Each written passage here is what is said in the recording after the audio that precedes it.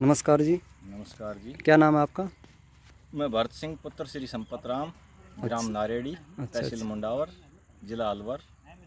Mobile number 81 122 13 953। और retired हो ना, आर्मी से हैं? मैं आर्मी से रिटायर्ड हूँ। अच्छा। फिलहाल मैं खेती कर रहा हूँ। अच्छा, तो कब से प्याज की खेती कर रहे हो? मुझे करीब 4 साल हो गए प्याज की खेती करते हुए। तो 4 साल में मतलब कि 2 साल तो ये आपका पीछे लॉस हो गया। हाँ, उसमें तो थोड़ा वो जलेबी रोग वगैरह आया था। अच्छा। बाकी उसमें भी हमने काफ़ी कंट्रोल करने की कोशिश करी थी, तो लेकिन फिर भी क्योंकि उसमें कुछ उस टाइम हमने मोल का बीज लिया था, अच्छा, इसलिए लॉस गया। नहीं अब तो की बार घर का? अब की बार घर का है साहब। 10 बीघा प्याज है ये आपके सामने। अच्छा, ये 10 बीघा। 10 बीघा। कंडीशन भी सही है प्याज की? हाँ, ये देखो बिल्कुल। खूब तो ये तो बढ़िया। अब मार्केट में आने के लिए तैयार हैं बिल्कुल? हाँ, बिल्कुल तैयार है साहब। बस हम अभी देख रहे हैं दीपावली तक का वो देख रहे हैं, क्योंकि मजदूर वगैरह है ना, तो वो त्योहार के लिए थोड़ा सा कम वो करते हैं। बिल्कुल बिल्कुल और हम अकेले घर के आदमी इस मिल का काम कर नहीं सकते इसको। बिल्कुल। तो मजदूर जैसे फ्री हो जाएंगे, हम तुरंत ही इनको निकाल के और मार्केट में पेश करेंगे कि साहब देखो। तो अलवर में बेच के आते हो या खैरथल में?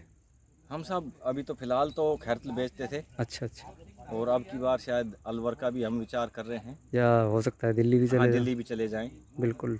तो वो तो समय और तो कंडीशन। ये जो बारिश हुई है इससे अभी कितना नुकसान हुआ है? बारिश से काफ़ी नुकसान है साहब। इसमें फिर से जो हमने दवाइयाँ दी थी, उनसे प्याज प्रोग्रेस कर रही थी, बढ़िया हरी फालर हो रही थी, और सभी जो रोग के कीटाणु थे वो मर गए थे। बिल्कुल। लेकिन ये बारिश होने से वो दोबारा से शुरुआत हो गई। शुरुआत हो गई, तो उनकी वजह से हमें दोबारा से वो दवाइयाँ फिर देनी पड़ेंगी।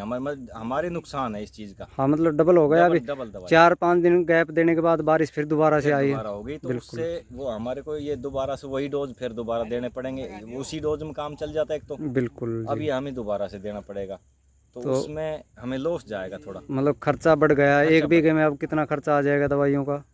करीब साहब, यानी कि मैं आपको बताऊं, 2 बीघा का 30,000 रुपये का अब तक का हमारा हिसाब किताब है।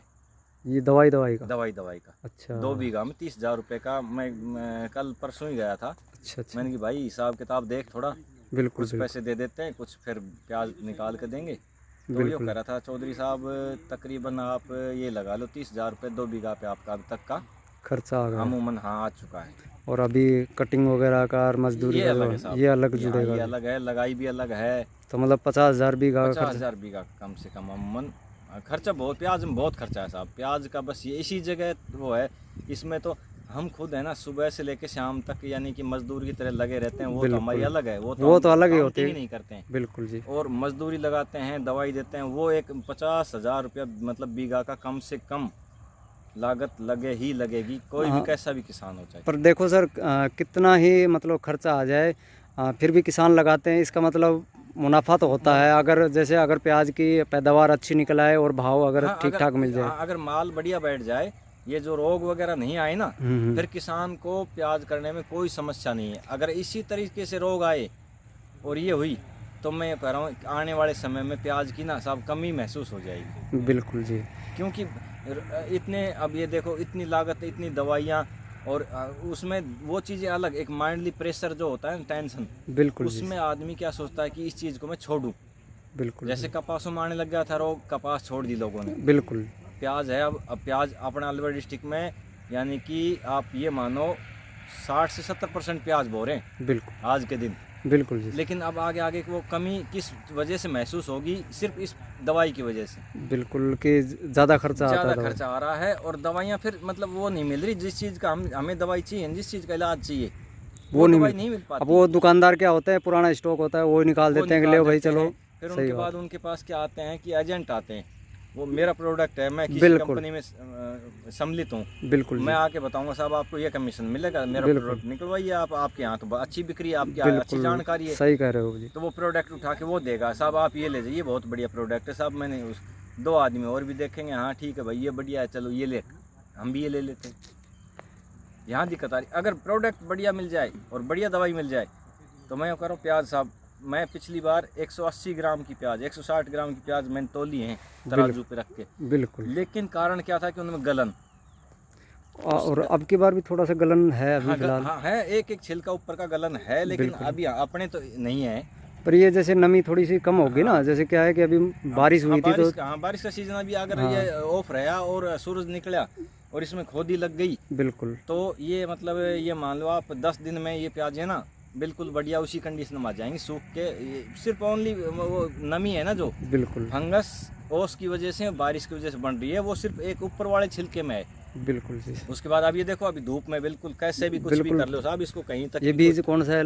एलोरा वाला? Ellora China king. बिल्कुल, कलर देखो, ये देखो साइज देखो, गुड़ावट कोई वो भी नहीं है जो बोलते हैं चोपा बनता है, तीपा बनता है, वो बनता है, वो भी नहीं है अपने प्याज में। बहुत अच्छी प्याज मतलब उपज अच्छी हुई है। बट रोगाणु है ना, इन कीटाणु रोगाणुओं ने हमारी तो ऐसी कर रखी है। पहले DDT वगैरह स्प्रे होती थी, हम और इलाके में भी जाते हैं बाइक वगैरह लेके, वहाँ इतने मच्छर नहीं है, अपने रोड पे ही इतने मच्छर हैं कि जो हमारे को चलने भी नहीं देते बिना। बिल्कुल जी सर। तो कीटाणु बहुत हो गए। पिछली बार रकबा कम है या ज़्यादा है आपकी बार? नहीं, पिछली बार कम था हमारे पास, मतलब नहीं अपने एरिया की बात करूँ, अब की बार ज़्यादा है। ज़्यादा है ना, ज़्यादा है। मतलब कि पिछली बार कम था, अब की बार ज़्यादा है। तो अगर प्याज की अगर पैदावार अच्छी हुई तो मुझे लगता है फिर भाव में थोड़ा सा गड़बड़ आएगा। हाँ, फिर वो चल के साहब कब दीपावली के बाद में। हाँ, क्योंकि मार्केट में प्याज पूरी तरह से आ जाएगा दीपावली के बाद। हाँ, तो भाव भी थोड़ा सा ऊपर नीचे हो सकता है। गेहूं की भी तैयारी हो जाती है। बिल्कुल, किसान अपनी फसल को ये रखने वाली है नहीं कि इसको सेव कर ले। हाँ, ये बात तो है। हाँ, सब्जी है, ये सब्जी है ये, और ये फिर खराब हो जाती है कटने के बाद। इसको स्टॉक भी नहीं कर सकते ना, दिक्कत तो ये पार्लर में है जब तक ठीक है, यहाँ से कटिंग होते ही और उसके बाद ये दोबारा से अपना इसके अंदर, क्योंकि इतने हमने विटामिन वगैरह दे रखे हैं तो ये अपना ताकत दिखाएगी। बिल्कुल, ये दोबारा फुट्याव शुरू कर देती है, उसी चीज़ को बढ़िया पकड़ के बैठ जाता है साहब। ये तो फुट्याव शुरू हो गया इसमें, बिल्कुल, वो वहीं उसको स्टॉप कर देता है सब, भाव डाउन। तो अब की बार किसानों को कुछ कहना चाहोगे, थोड़ा सा कुछ? किसानों को साहब मैं यही कहूँगा, देखो कि किसी से भी आप दवाई लेते हो वो लेते हो, एक तो उसको ना पकड़ो कि मुझे अच्छा प्रोडक्ट चाहिए। आप आज 1 बीघा की 4,000 रुपये की दवाई दे रहे हैं वो, बिल्कुल, तो 4,000 रुपये की हम ले रहे हैं, उसको ये बताओ 4500 रुपये ले ले। बिल्कुल, बट मुझे ना अच्छे प्रोडक्ट दे दे। और आजकल किसान नहीं तो उसका बेटा पढ़ा लिखा है, इंटरनेट पे और यूट्यूब पे उसको देखो, उस दवाई का रिसर्च करो, ये दवाई किस काम आती है, क्या आती है। किसान को पता नहीं होता कि दवाई किस चीज़ के लिए है, ये क्या काम करेगी।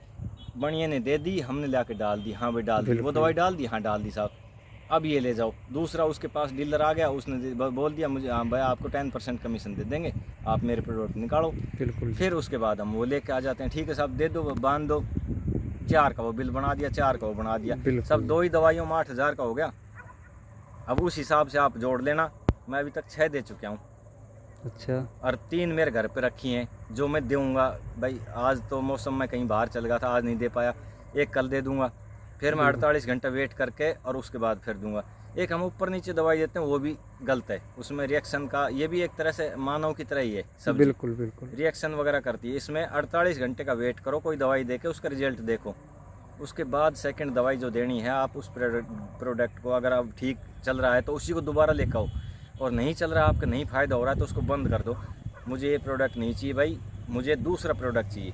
बिल्कुल, जो इससे हैवी में हो, उसमें हर चीज़ लिखा हुआ होता है तकरीबन, इतना इसमें नाइट्रोजन है, फास्फोरस है, क्या है, उन चीज़ों को देखो। गलन किस चीज़ से हमारे आएगी तो उस चीज़ को, वो चीज़ अगर गलन वाली चीज़ उसमें डली हुई है तो वो मत लो। बिल्कुल सर, ये सब चीज़ें देख के और उस हिसाब से लो, बढ़िया चीज़ तैयार करो, बढ़िया सेठ को दो, सेठ बढ़िया पैसे देगा साहब, मना नहीं करेगा सेठ। हम ले जाते हैं, हमें बहुत बढ़िया, हमारे यहाँ सेठ देख के जाते हैं, खुद बुलाते हैं फ़ोन करके, साहब आप लेकर आओ अपना प्रोडक्ट, क्यों हम अपना घर से तैयार करते हैं हम तकरीबन। बिल्कुल जी, तो चलो सही है। मैं भी उम्मीद करता हूँ कि किसान की पैदावार भी अच्छी हो और भाव भी अच्छा मिले।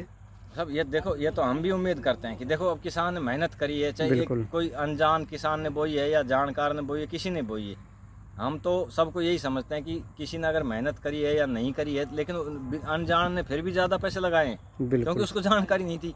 बिल्कुल, उसको भाव बढ़िया मिलना चाहिए।